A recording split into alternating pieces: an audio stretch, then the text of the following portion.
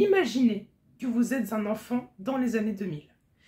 Votre famille vient d'acheter le tout premier ordinateur familial et vous avez très hâte de découvrir enfin ce monde inconnu, ce monde inexploré qu'est Internet à vos yeux. Vous lancez la session, votre ordinateur va probablement faire ce bruit et vous voici sur cet écran. Et vous êtes émerveillé. Vous lancez Internet et vous vous apprêtez à explorer l'Internet des années 2000.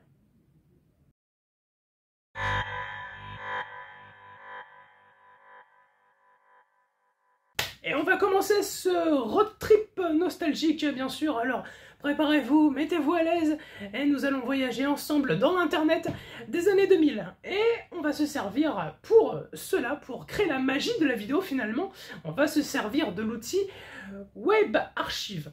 Wayback Machine aussi, hein, donc c'est le nom du site. C'est le site qui va nous permettre de voyager dans le temps et de savoir à quoi ressemblaient les sites Internet qu'on utilise aujourd'hui. Comment ça ressemblait dans les années 2000. Alors quel est le fonctionnement de ce site? Alors déjà, bon voilà, vous voyez quand même qu'il y a genre beaucoup, hein, c'est beaucoup de pages web qui ont été archivées. Donc là, le principe, c'est qu'on va taper l'adresse d'un site.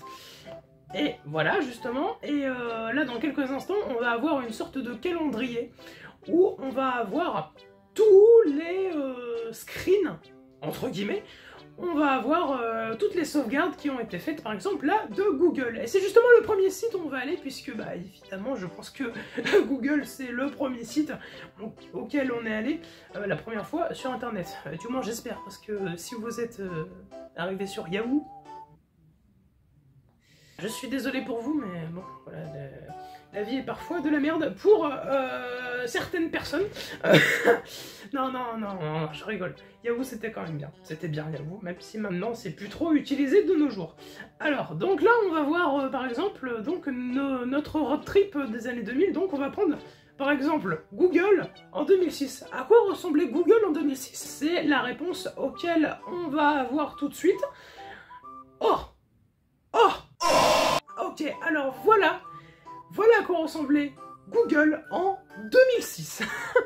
Putain, c'est incroyable. Bon, alors, si on compare aujourd'hui, bon, finalement, ça reste à peu près la même chose. Le logo Google, la barre de recherche, même si, bon, les sous-sites comme ça, genre Google Images, Google Group, News, Froggle, hein, local, hein, more. Donc on a ce site Google, bon alors bien sûr là je peux marquer, enfin voilà, je peux marquer des choses, je peux taper sur le clavier, je peux taper aussi par exemple le nom de la chaîne YouTube. D'ailleurs abonnez-vous à cette chaîne YouTube, elle est très sympatoche, ouais moi j'aime bien. Bon évidemment voilà, si on clique sur entrée on va avoir aucun résultat. Voilà, bon, à quoi ressemblait Google dans les années 2000, je sais pas si pour vous c'est un choc. C'est vrai que Google n'a jamais vraiment trop changé hein, depuis. À quoi ressemblait YouTube dans les années 2000, justement? Alors, c'est ça que je voulais vous montrer. C'est ça. Alors oui, c'est très vide. Je sais que ça a l'air vide comme ça. Et oui, ça a totalement la gueule d'un site de rencontre. Oui, parce qu'à la base, YouTube, c'était un site de rencontre, voilà, et puis bah, tu pouvais poster des vidéos bah, pour te présenter, voilà, pour te présenter, finalement, voilà, à la personne, voilà, qui regardera la vidéo, et si peut-être un jour conclure une histoire d'amour. Mais voilà, YouTube, de base, devait être un site de rencontre, et bon, c'était en 2005, alors c'est vrai que... Putain, le logo, les gars, vous êtes pas fait chier, quoi. On a mis juste le rectangle, le logo, pouf, allez, c'est bon. Favori, message vidéo, mon profil, c'était vraiment un site de rencontre. Voilà à quoi ressemblait YouTube en 2009. Alors, bon, c'est sûr que maintenant, dans les vidéos de recommandations, on a vu mieux, hein. Bon, là, on a des plateaux de CNN, des clips de musique, non, je sais pas, mais... ouais, c'est... Le teaser de Toy Story, putain. Le teaser de Toy Story. Bah oui, en 2009, le Toy Story 3. Waouh, c'est... Waouh, incroyable. À quoi ressemblait Facebook avant? Vous savez, ce fameux réseau social qui est pour les vieux, alors que... Bon... D'accord, ok, bah, peut-être. Ouh là, on a beaucoup d'archives. On a... Attends. 98 1998. Attends, Facebook 1980... Non. Attends, parce que là, on va apprendre une chose incroyable. Genre, la gueule qu'avait Facebook en 1998, le 12 décembre 1998. À quoi ressemblait Facebook en 98? Moi, je veux savoir, c'est la chose que vous voulez savoir, on la veut.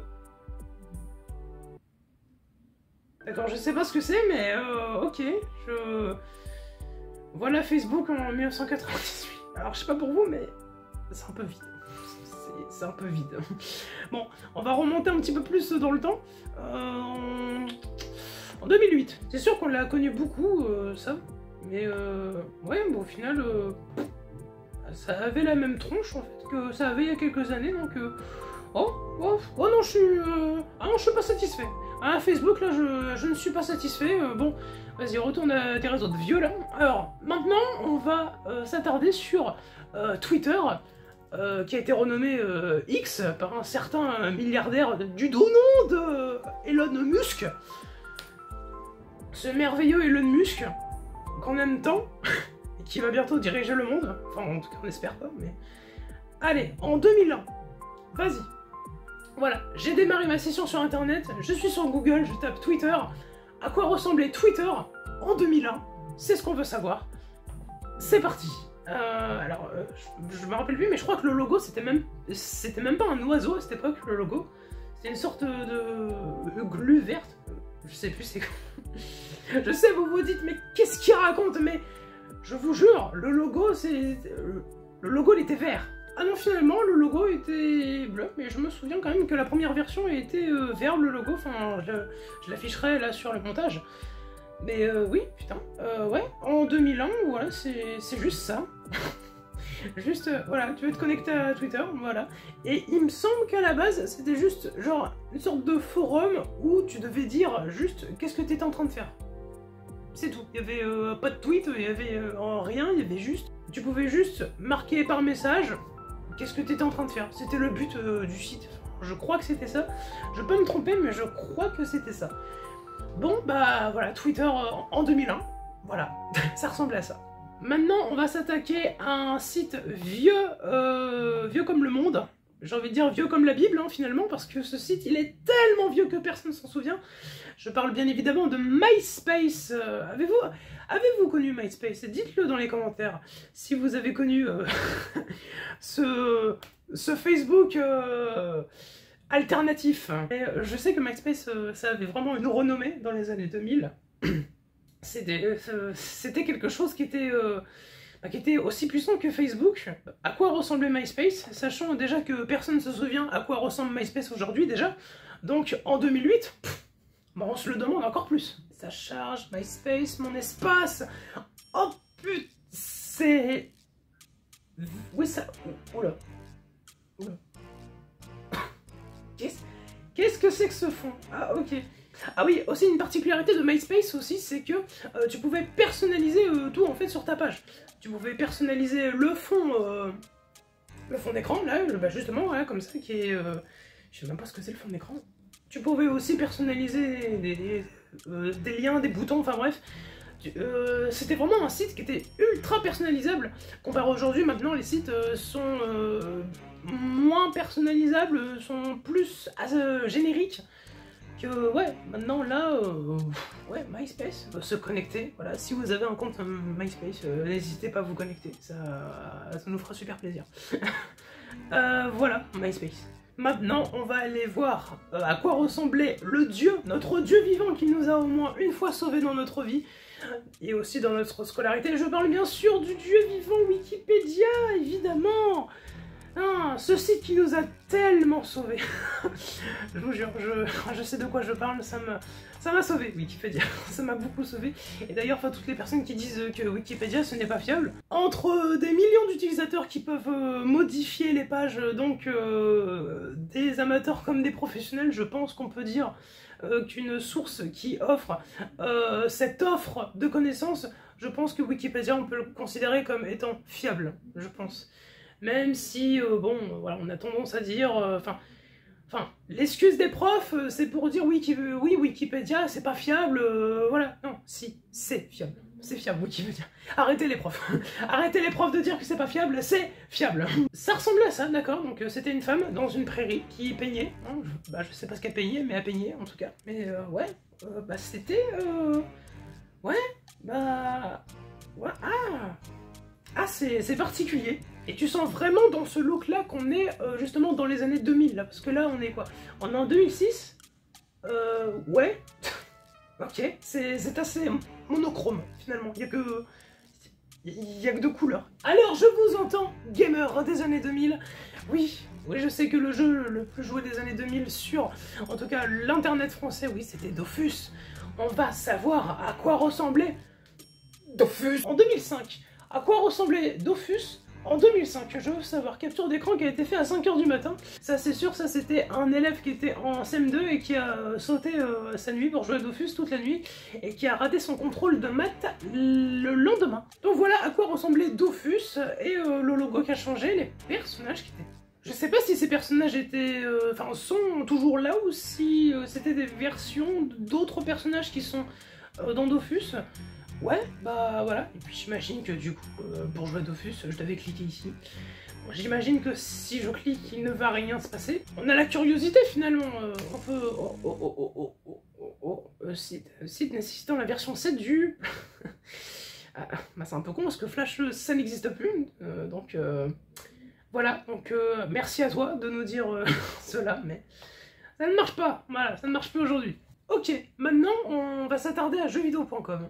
Ok, bah ça ressemblait à ça. En 2007, ça ressemblait à ça, jeuxvideo.com. Ok. Mais est-ce que c'est le jeuxvideo.com, genre, qu'on connaît? Bah oui, je pense, parce que là, les... Putain, la PS2. Oh là là, on est à la période de la PS2. Oh là, ça date.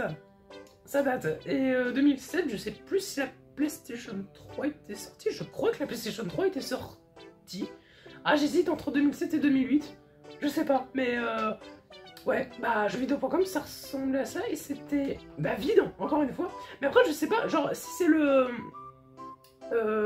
si c'est le site Wayback Machine qui affiche les éléments à moitié ou alors, je sais pas si les sites étaient vraiment comme ça, mais c'est vide, c'est très vide.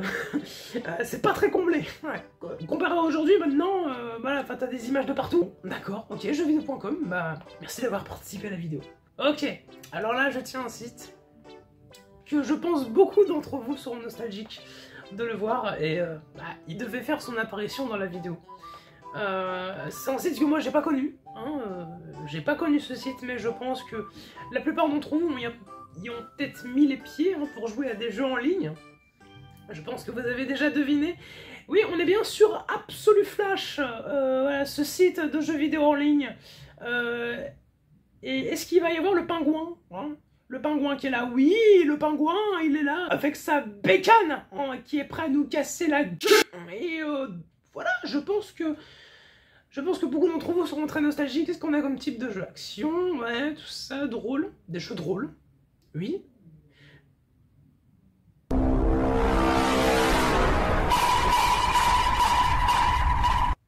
Quoi? Pardon? D'accord, ok, bah pourquoi pas? Ok, alors là je viens de mettre Instagram et on a des résultats qui remontent jusqu'à 2004. À quoi ressemblait Instagram en 2004? Putain, le seul screenshot qu'il y a, c'est le 26 novembre 2004. Il y a un mec voilà, qui s'est dit, je vais inscrire Instagram dans ce patrimoine de la sauvegarde d'internet. Mais c'est pas Instagram ça. C'est quoi ça? Information.com. Ok, information.com. Bon bah, Je ne savais pas qu'Instagram s'appelait Information. N'hésitez pas à suivre mon compte Information si vous voulez voir les meilleures photos et les meilleures stories de Geekix. Ce soir, je vais regarder des Reels sur Information. Jeux vidéo... Mais quoi, mais ça n'a aucun rapport avec le Instagram actuel. Finance. Tu veux faire de la finance sur Instagram? Enfin, non, sur Information, excusez-moi. Bah oui, putain, bah oui. C'était Instagram. Mais quoi, genre, enfin, ça s'appelait vraiment Information en 2004 Instagram? Ok, bah... D'accord. Et d'ailleurs, là, vous pouvez voir l'ancien logo d'Instagram et l'ancien design d'Instagram. Oui, ça a énormément changé, hein. Là on avait un design qui rappelait un peu Facebook, d'ailleurs, hein, je vais pas vous mentir, ça me rappelle un peu Facebook. Ok, bah voilà, bon déjà on a Instagram en 2014 et 10 ans avant, bah, c'était information.com. Mais maintenant, ce qui est très intéressant, à quoi ressemblaient les sites, par exemple, de constructeurs de jeux vidéo. Genre par exemple, les sites internet de PlayStation, Xbox, Nintendo. Et bah c'est ce qu'on va voir justement. Vous êtes en 1999, vous voulez aller sur le site de PlayStation, et bah c'est ce qu'on va faire. À quoi ressemblait le site internet de PlayStation? Wesh, c'est quoi ça? C'est quoi ça? C'est un putain de virus, c'est... Attends, c'est PlayStation ça? Non. Game Download. Qu'est-ce que c'est que ce site?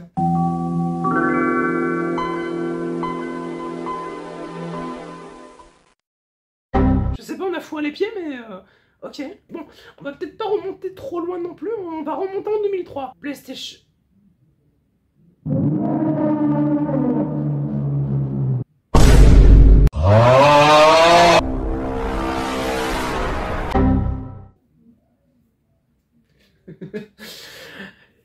Mais quoi?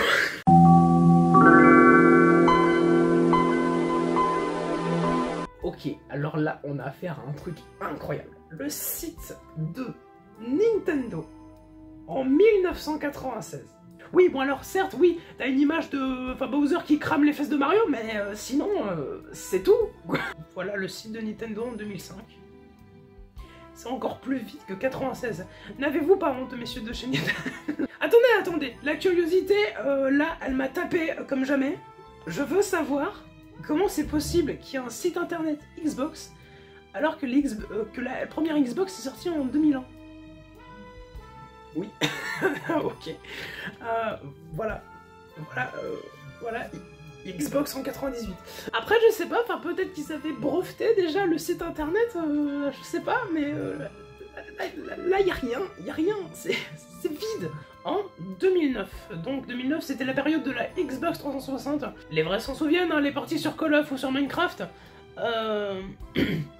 Mais du coup, là, ce qui me choque, c'est que du coup là, c'est le site de Xbox. Donc ça veut dire que ils avaient déjà un site internet avant la console. C'est-à-dire que la première Xbox est sortie et le site internet existait déjà depuis genre 4-5 ans. C'est assez incroyable là ce qu'on vient d'apprendre là. Je sais pas, si la Xbox a été annoncée fin des années 90, mais normalement, je sais plus quand elle a été annoncée, la toute première Xbox, mais là, putain, là, on vient d'apprendre un truc de malade là. Ok, et ben je pense que nous allons nous arrêter là pour ce voyage dans le temps, dans les années 2000, j'espère que ça vous aura plu, c'est ainsi que se conclut ce 3e épisode de Je vous présente, un épisode un peu spécial, je vous l'accorde, qui sort un peu du thème de l'émission où je suis face cam et je parle très bien le France, où je vous raconte une histoire, et là c'est vrai que les sites internet dans les années 2000 c'était quand même quelque chose, et j'espère que ça vous aura plu. Voilà, et ben je vous dis à très bientôt pour le prochain épisode. Boujou. Ah oui, faut quand même pas oublier le boujou.